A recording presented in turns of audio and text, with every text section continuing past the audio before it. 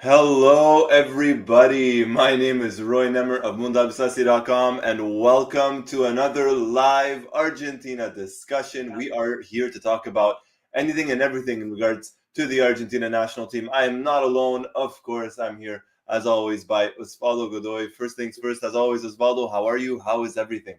I'm doing well, Roy.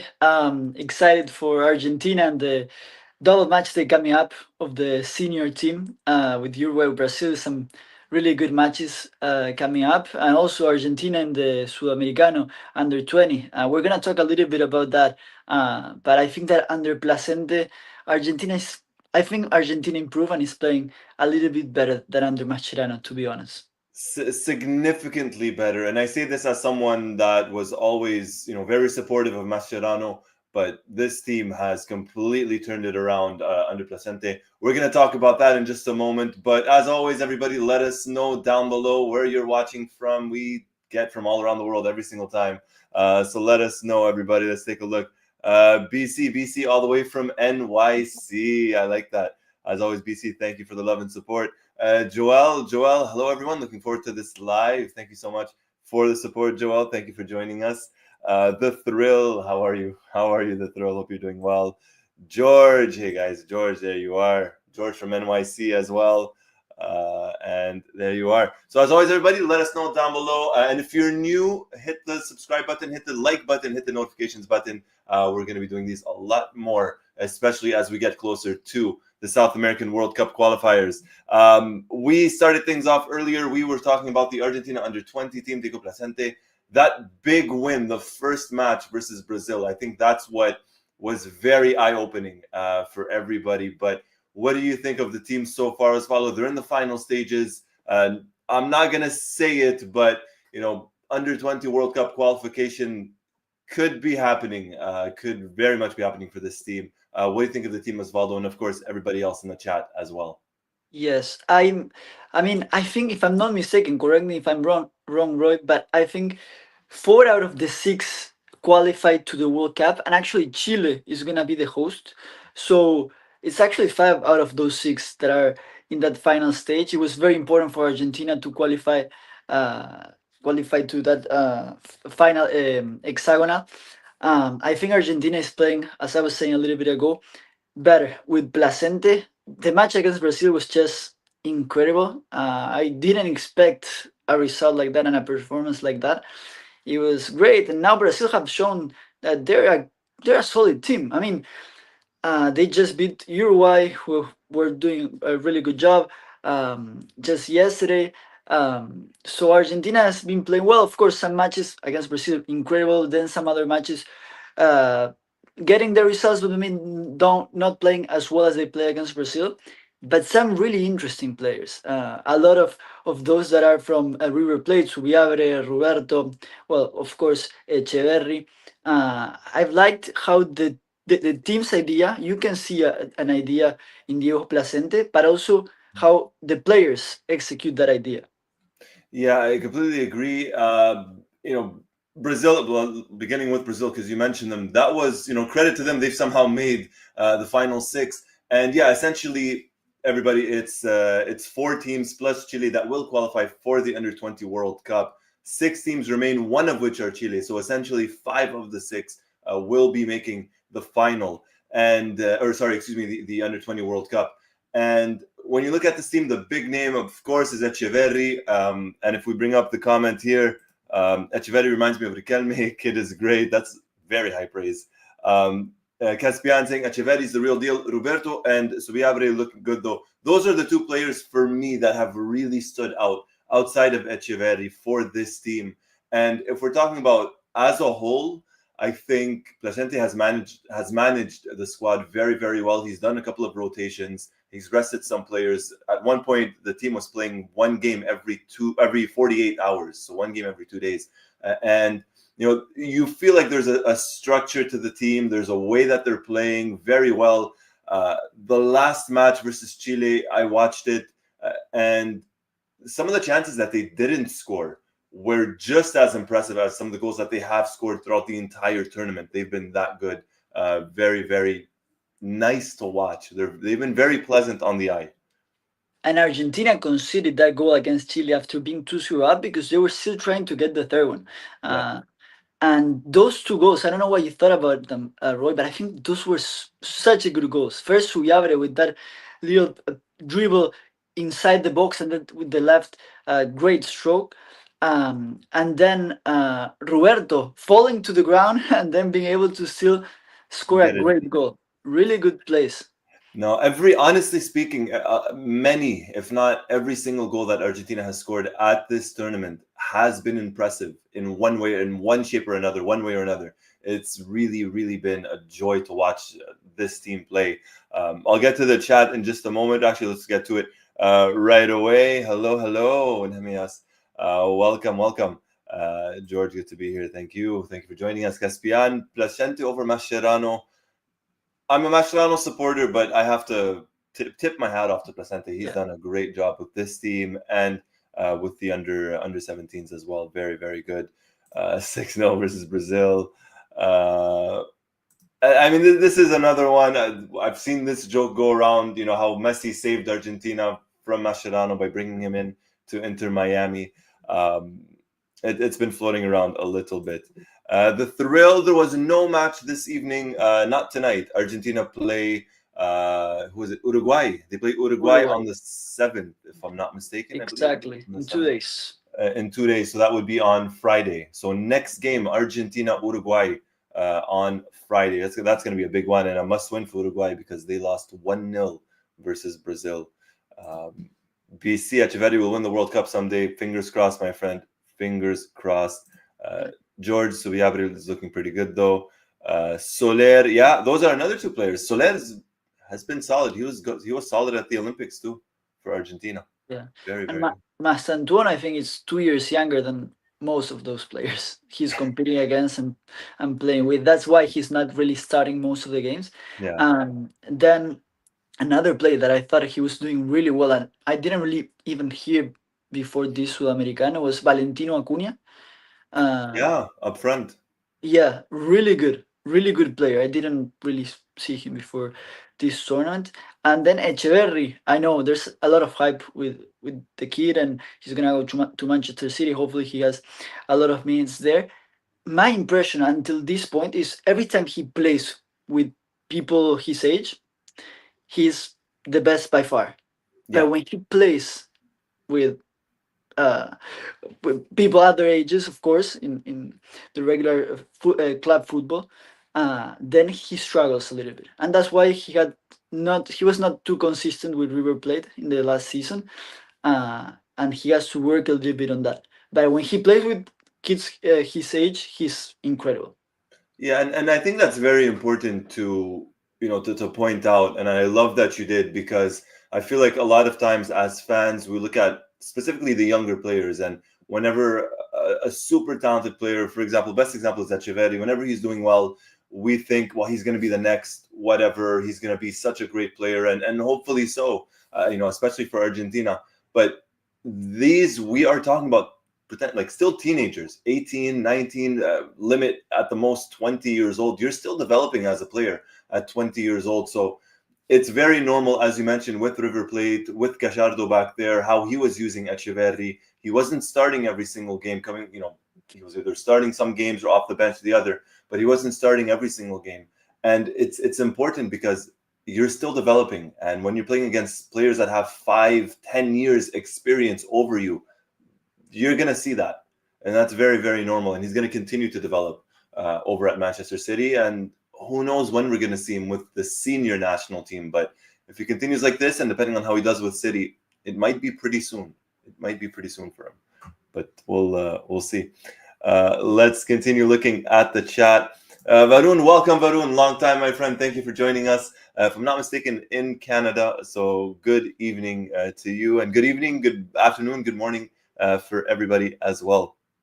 Echeverri looks good. Do you know if he's going to go back to River or joining City after the Sudamericano? No, he's going to City after the Sudamericano. I don't believe he's going back to River Plate. And George, there you go. So there's been some standout players for Argentina. I'm very, very happy. They have Uruguay next. After that is Colombia. After that is a repeat against Brazil and their final match versus Paraguay. Argentina presently first in the standings, or tied for first, alongside Colombia and Brazil. All three on 3 points. So Chile need the points, Uruguay need the points, and Paraguay certainly need the points. Yes, Chile needs the points if they want to win the Sudamericano. The truth is that I think that as they're the host, they're already in Yeah. the World Cup. Yes. And I think that if Argentina wins one more game, we're gonna be in. Of course, I think that with the team we have, we need to try to get the title at the Sudamericano. But it's good to know that we're already there in the at the doors of another World Cup. Yeah, and for the under 20 team, for those that have been following it, it's been a lot of ups and downs recently. When you look at the last 10 or even 15 years, this was not always a guarantee that Argentina would reach the under 20 World Cup. Since around 2009, right after 2007, that golden generation.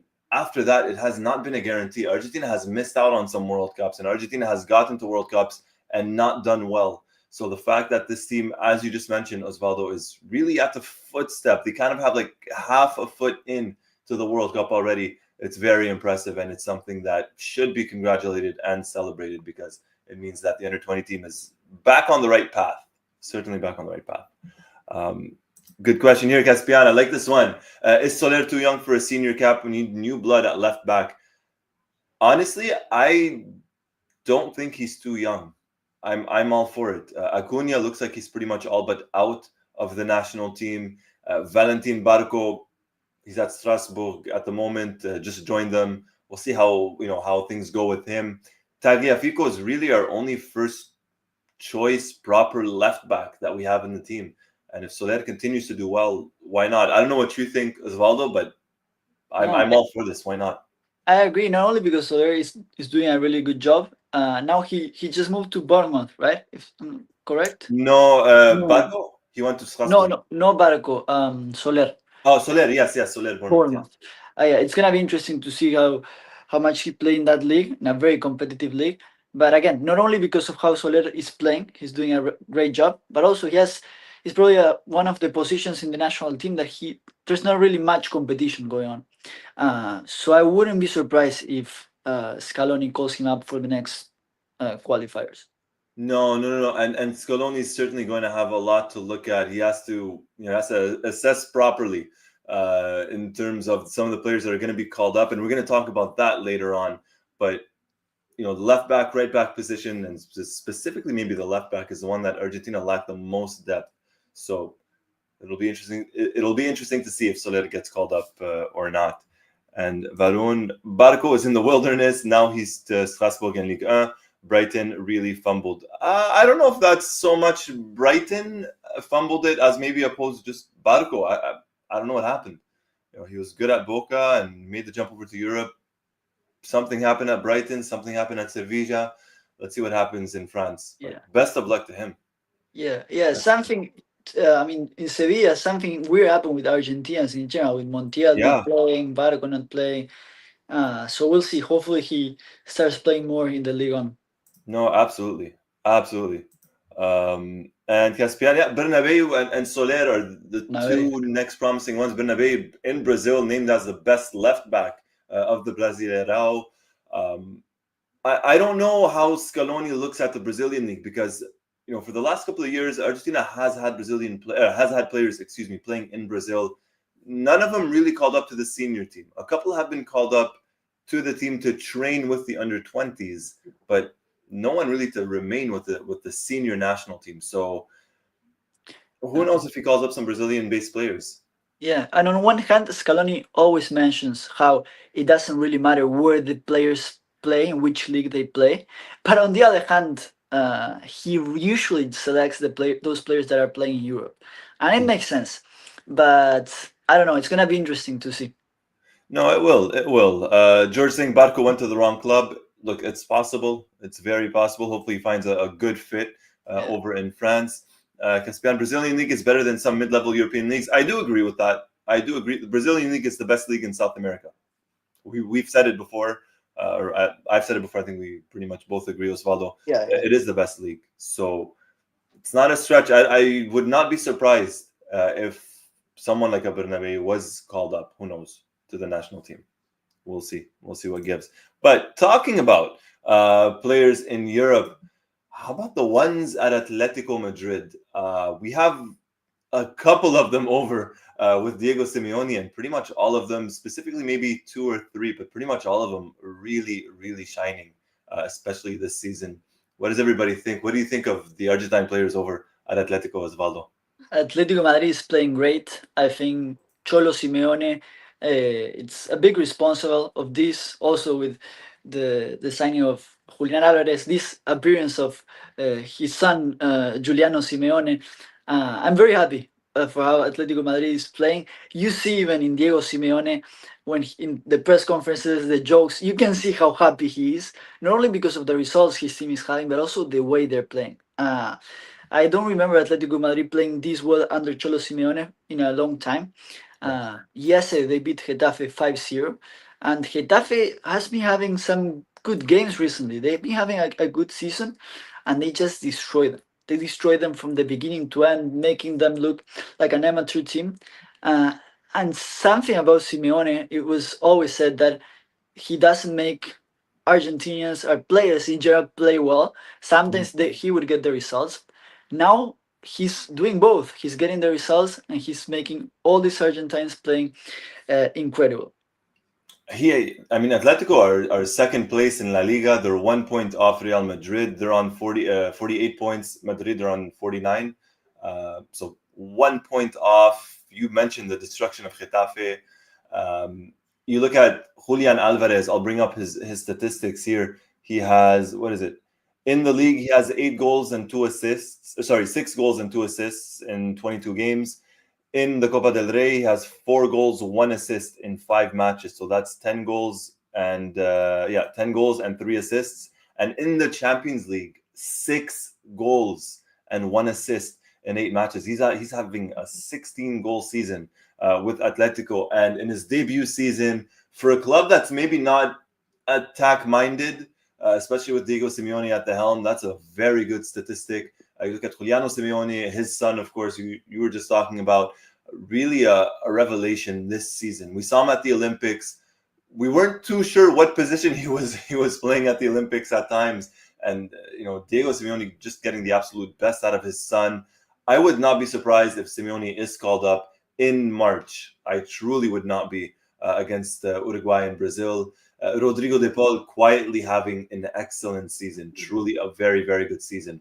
And Nahuel Molina, the always reliable as well. So there's a lot of players at Atletico Madrid that are doing very, very well. And luckily, most, if not all of them, are Argentine players. They're all doing well. Yeah, yeah. And Giuliano is the one that is surprising me the most. Yeah. Really, when I think like a year ago, we were all talking a little bit about Giovanni Simeone and Napoli and how he deserved to be Yeah. called up. Then it was Giuliano, which was kind of a surprise. And now we see why he was called up by then. I think he has a great future. I don't know exactly how old he is, like 22?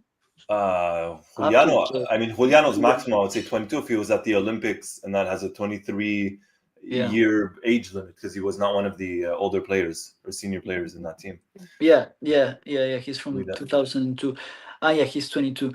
22. And let me tell you something. I think that for the double match day that is coming up, Scaloni not only has to, but I think he will call up every Argentinian in Atletico Madrid. Oh, yeah. I think I don't know if it's I think they deserve to go, but it's I mean we all know that Rodrigo Paul is gonna go, Julian Alvarez is gonna go, Molina, now Molina is gonna go. Juan Musso maybe as a second or third goalkeeper. it's true. Uh, Yeah, we've got him also. Yeah, yeah, we've got him also. Giuliano Simeone is starting at Atletico Madrid, and they're one of the best teams in the world right now. I think Yeah. he is gonna be called up, and then Angel Correa, who whenever he has to play, Another one. come from the bench, he does a great job. He scored the other day again, coming from the bench. And the truth is that the national team, we need these players that can come off the bench and score. And he's been doing that with under Simeone for a year or so. So would you be surprised if all the Argentinians in Atletico Madrid are called up for the next double match I day? I wouldn't be. I mean, Musso, it all depends on how Scaloni sees it. If he calls up three goalkeepers or four, I think he's going to go with three. I believe that's what he went with last time. He didn't go with four goalkeepers, especially with Franco Armani retiring from the national team. So I think Musso's in. The big question mark, I don't even think it's Juliano Simeone. I think it's going to be Angel Correa.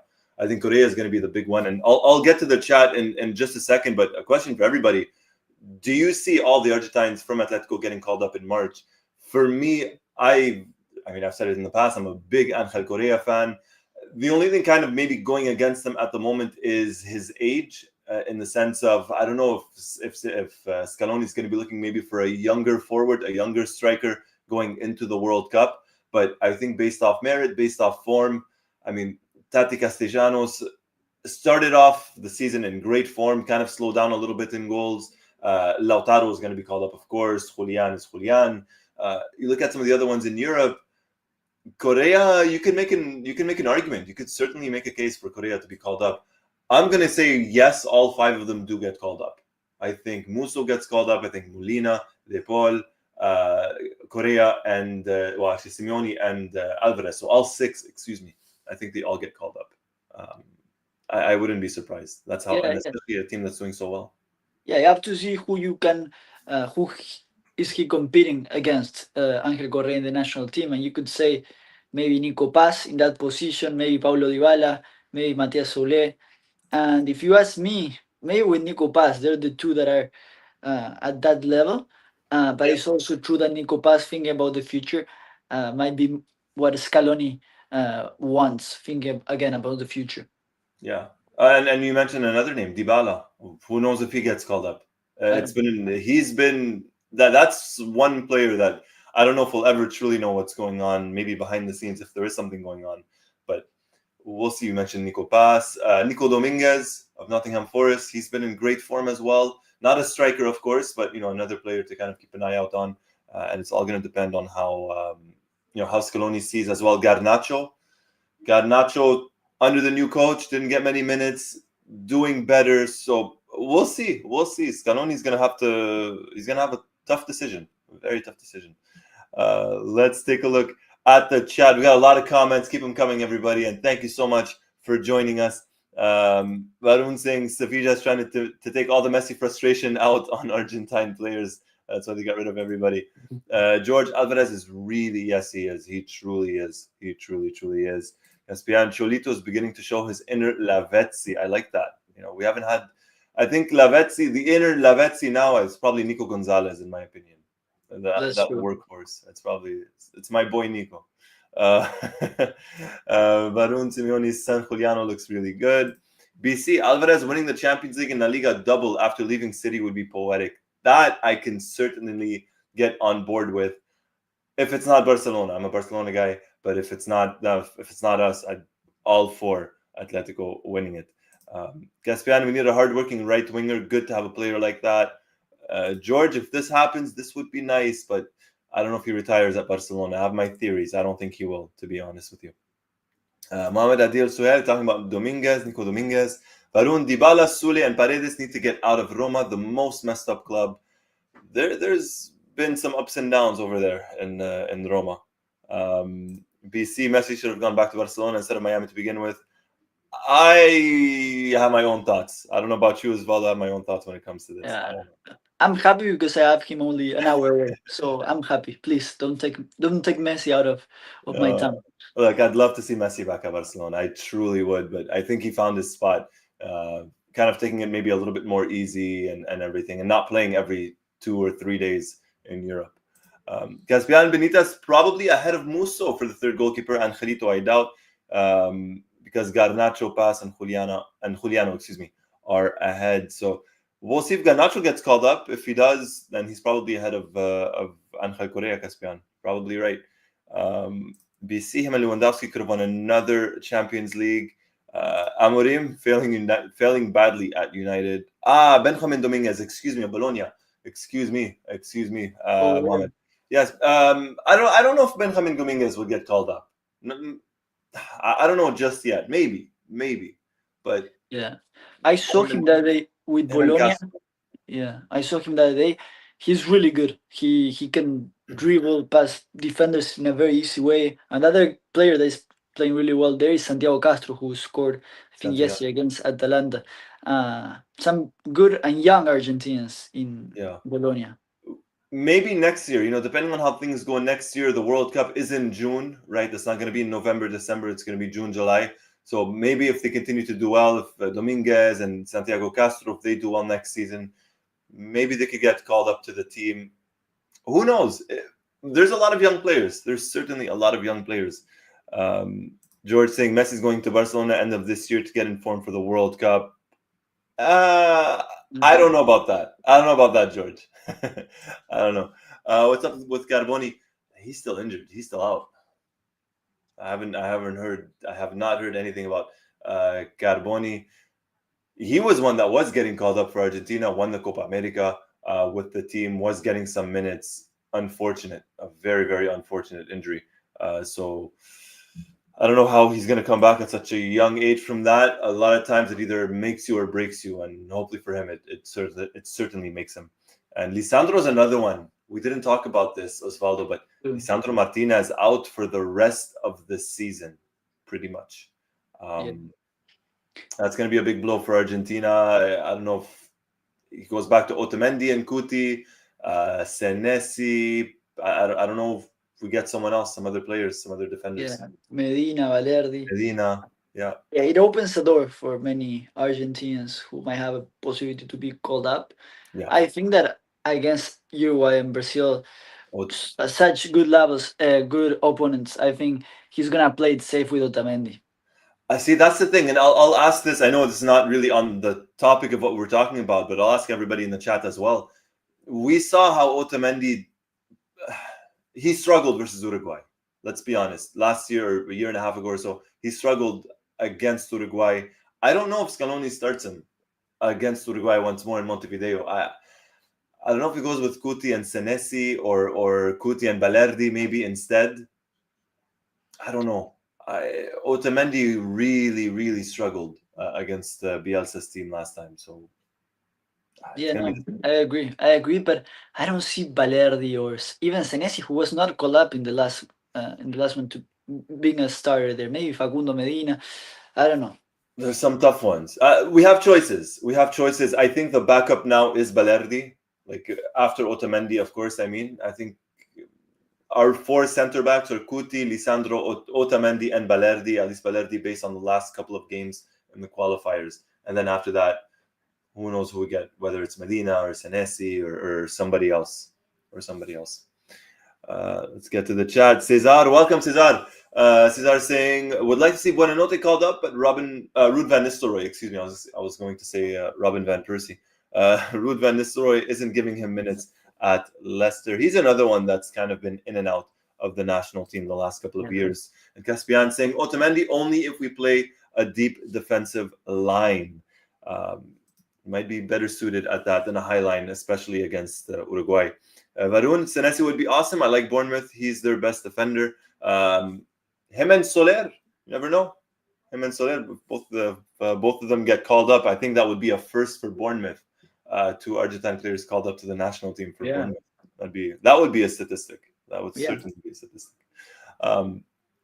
Shifting forward, a lot of talk when it comes to Lionel Messi. He's back with Inter Miami in the preseason. No goals, but he's showing that he's up for it. He's still up for it at his age.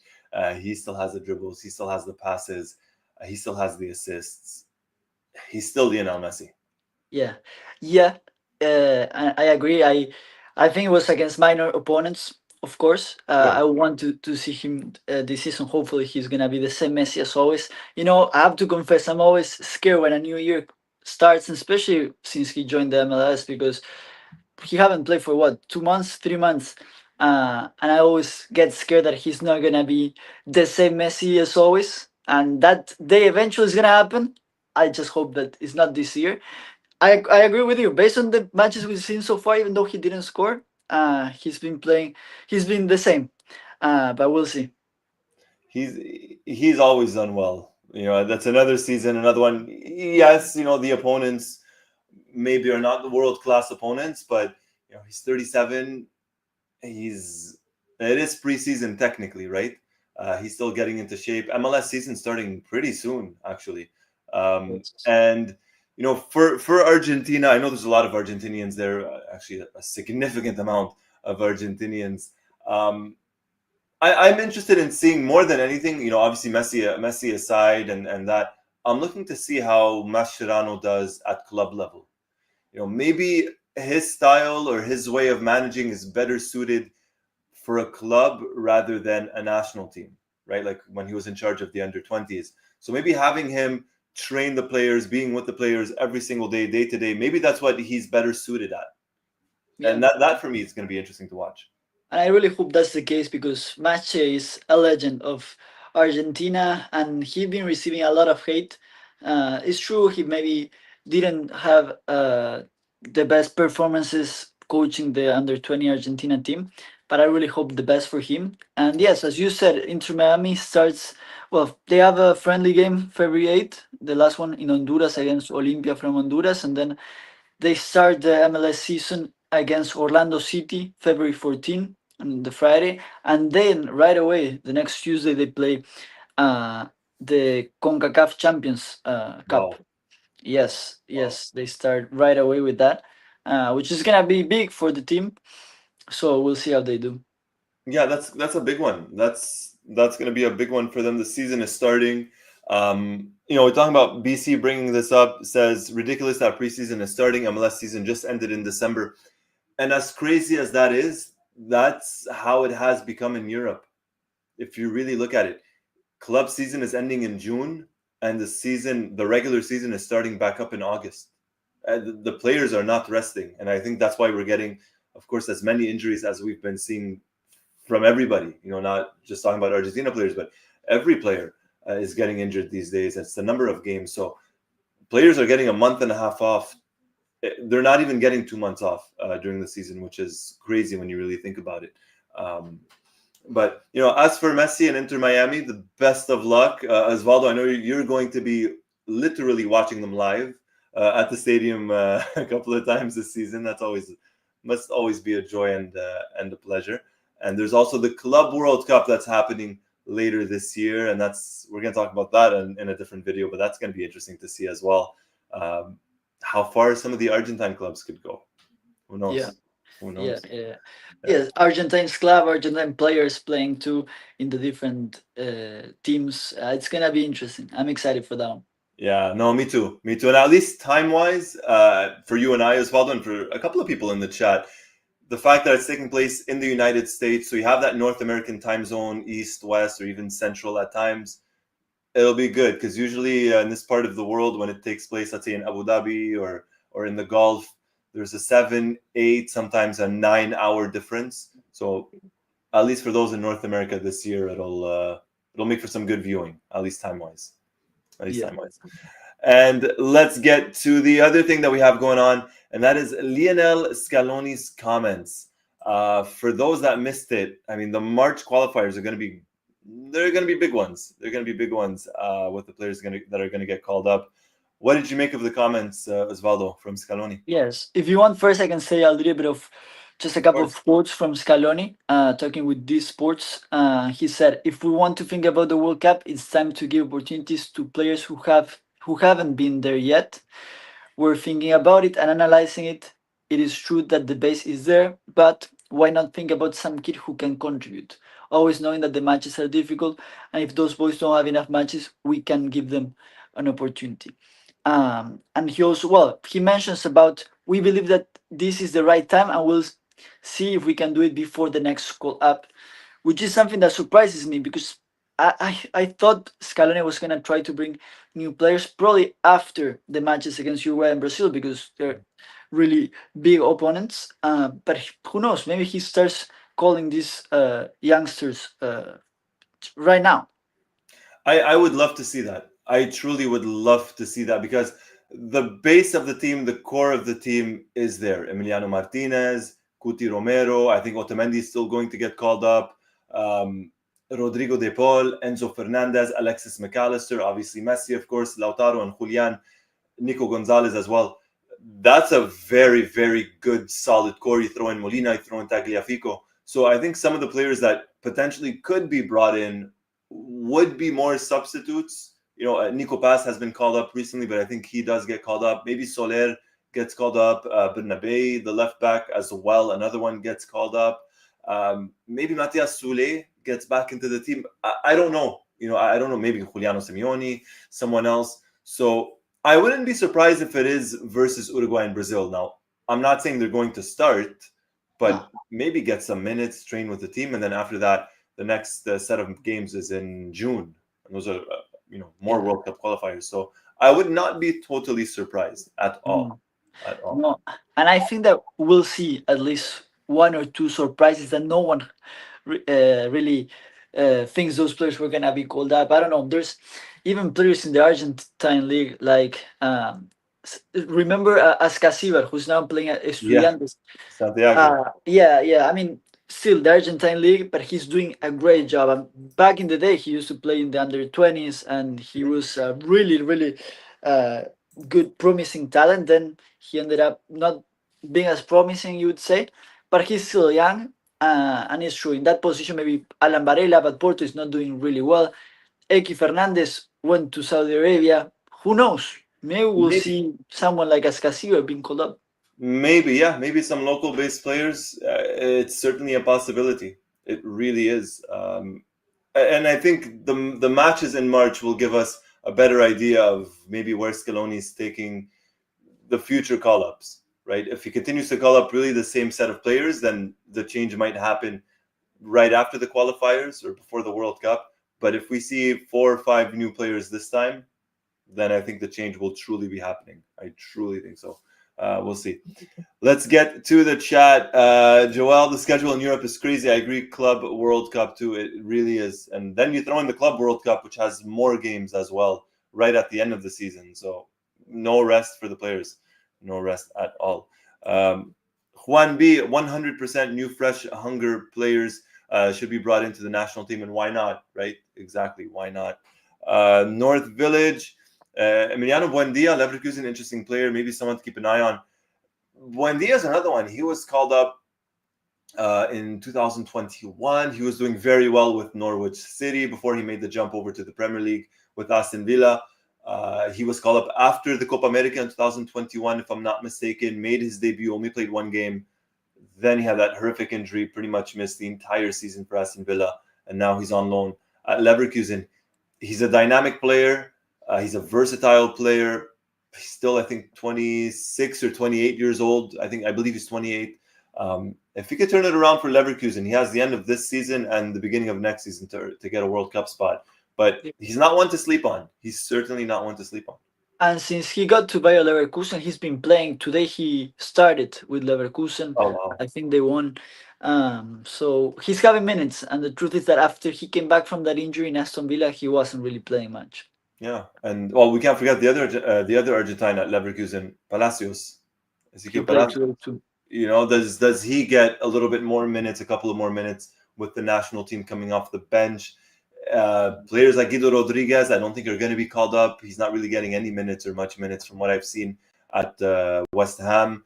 So there's going to be some changes. I truly believe we're going to get some new faces in March versus Uruguay and Brazil, and it's going to be exciting to watch. Another one, Thomas Perez. I'll be honest, I've seen next to nothing outside of clips here and there. I've seen next to nothing from him.